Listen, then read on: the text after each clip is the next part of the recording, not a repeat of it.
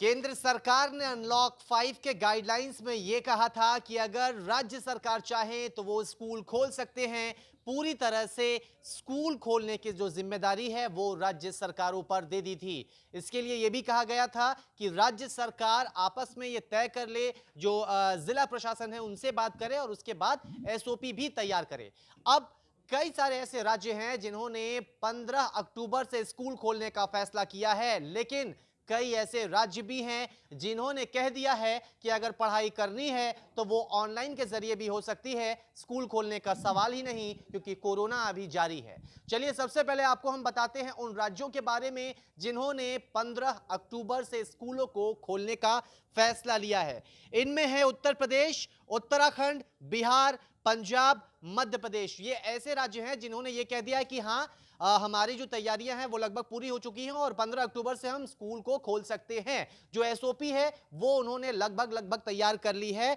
लेकिन इनसे अगर हम इनसे हट के हम बात करें तो कई सारे ऐसे स्कूल राज्य हैं जिन्होंने ये कहा है कि अभी स्कूल नहीं खोलेंगे, और कुछ राज्य ऐसे हैं जिन्होंने कहा है कि ठीक है स्कूल खोलेंगे लेकिन सारे बच्चों को नहीं बुलाएंगे और दिन भर नहीं बिठाएंगे। उनमें सबसे पहला नाम आता है पंजाब का।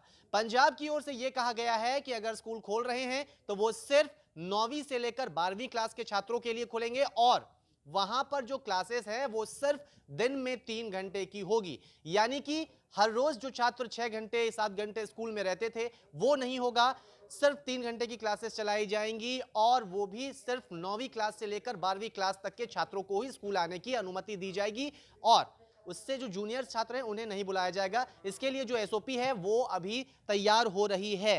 इसके अलावा अगर हम बात करें महाराष्ट्र की, महाराष्ट्र सरकार ने साफ तौर पे कह दिया है मतलब ही नहीं है छात्रों को स्कूल बुलाने का, क्योंकि कोरोना जो है अभी जारी है और कोरोना का जो खतरा है वो जब तक कम नहीं होगा तब तक हम छात्रों को स्कूल नहीं बुलाएंगे। उन्होंने ये साफ तौर पे कह दिया है कि अभी स्कूल हम बंद रखेंगे और इसीलिए वहां पर स्कूल अभी नहीं खुलेगा। अगर बात करें हम दिल्ली की, तो दिल्ली सरकार ने यह फैसला सुना दिया है कि 31 अक्टूबर तक स्कूल खोलने का कोई मतलब नहीं है, क्योंकि कोरोना के जो केसेस है वो बढ़ रहे हैं। एक सर्वे भी हुआ था, मैं उस सर्वे का आपको याद दिलाना चाहूंगा कि एक सर्वे में यह भी जानकारी दी गई थी कि जो अभिभावक है वो पूरी तरह से रेडी नहीं हो रहे हैं। वो ये नहीं चाहते हैं कि अभी उनके जो छात्र हैं वो अभी स्कूल जाएं, स्कूल में जाकर पढ़ाई करें। ज्यादातर अभिभावक यही चाहते हैं कि जो ऑनलाइन क्लासेस है उससे उसके जरिए ही पढ़ाई हो। और याद रखिए जो केंद्र की गाइडलाइन जारी हुई थी अनलॉक 5 के दौरान, उसमें भी केंद्र सरकार ने यह कहा था कि अगर राज्य चाहे तो ऑनलाइन क्लासेस को बढ़ावा दे और इससे आने वाले दिनों में काफी ज्यादा फायदा होगा।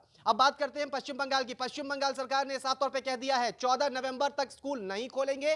काली पूजा खत्म होने के बाद हम स्कूल खोलने पर विचार कर सकते हैं, वो भी तब जब कोरोना की जो स्थिति है वो कंट्रोल में होगी और अगर अभिभावक रेडी होंगे तो कुल मिलाकर कई सारे ऐसे राज्य हैं जिन्होंने ये तो कह दिया है स्कूल नहीं खोलेंगे, लेकिन कुछ राज्यों ने ये कहा है कि हां हम स्कूल खोल रहे हैं।